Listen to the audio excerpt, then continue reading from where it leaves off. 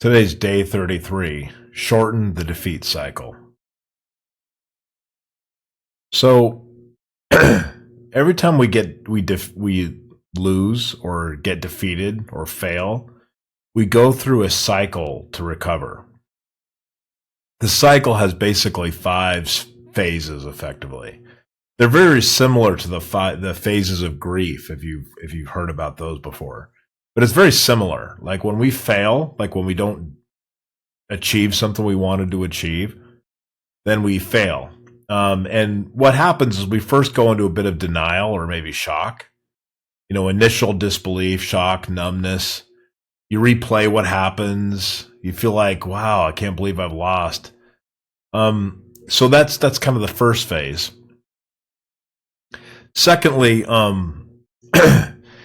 you go through kind of this pain or this emotion, right? You feel sad, disappointment, frustration, those type of things, right? You feel, just loss. And then third, it's kind of like you reflect. You take a look at, what happened. You analyze it. You think about it a little bit, right? You identify what you might have done wrong, what you could have done differently. And this is where you start to transition from pain and into growth, if that makes sense. So then what else do you do, right? I think then from there you get into acceptance and commitment. So you start to accept that I lost, I defeated. And now it's time for me to stop being weighed down by the loss and pick myself back up and go at it again, right? So then your final phase is to then take action. And this is where you grow, right? This is where you improve. You failed. You went through these phases, and now you've decided to take action to make improvements, to take new actions. You feel reinvigorated. You're empowered, and you go through it again, right? Or you try again. Now, what I would like to talk about here is that these are 5 phases that you go through every time you fail. But what kind of a superpower would it be if you could shorten that cycle down so that every time you failed, you could immediately go through those phases and pick yourself back up and go again? Now, I'm not saying that I'm totally successful at this, but I try to do this every day. So every night when I close my day down, I try to go through these 5 cycles in my mind just to get through them. And because one of the things that I noticed that was hurting me the most personally was that when I would start out a new commitment or habit and I were to have a slip up, or I were to feel sick like I do today, like I feel I came up with a cold or a flu or whatever, I've been really sick all day.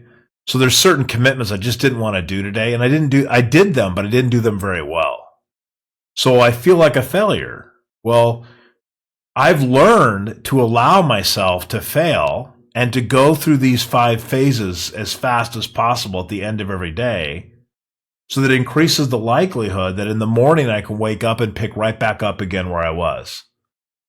Shortening this cycle, what I call shortening the defeat cycle, has really aided me to pick back up.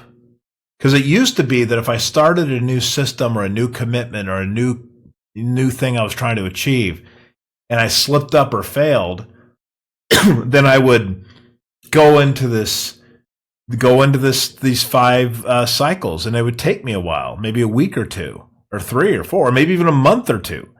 And then I'd finally get through all the 5 phases.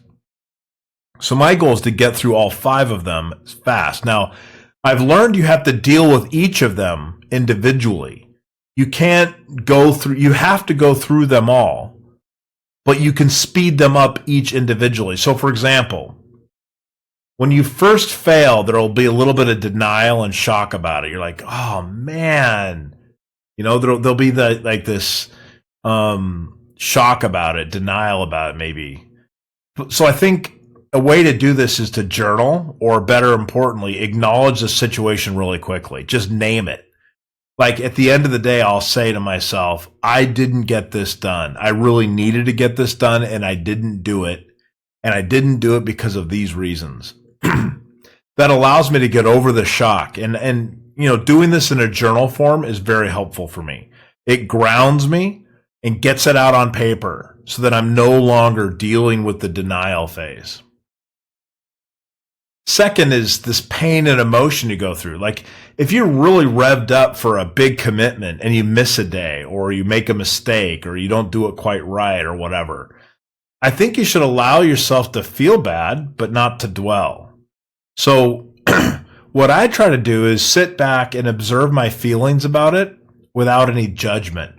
You'd be surprised on how judgmental we are on ourselves and how very little compassion we have on ourselves. So I like to just sit back for a moment, take a couple deep breaths, and evaluate, okay, I made a mistake or I missed something. How do I feel about that? How do I really feel about that? Like let myself think that through, right? Let myself dwell on that for a minute. Okay, so then the third, reflection and learning. So what can you do to shortcut that process? So you can structure this.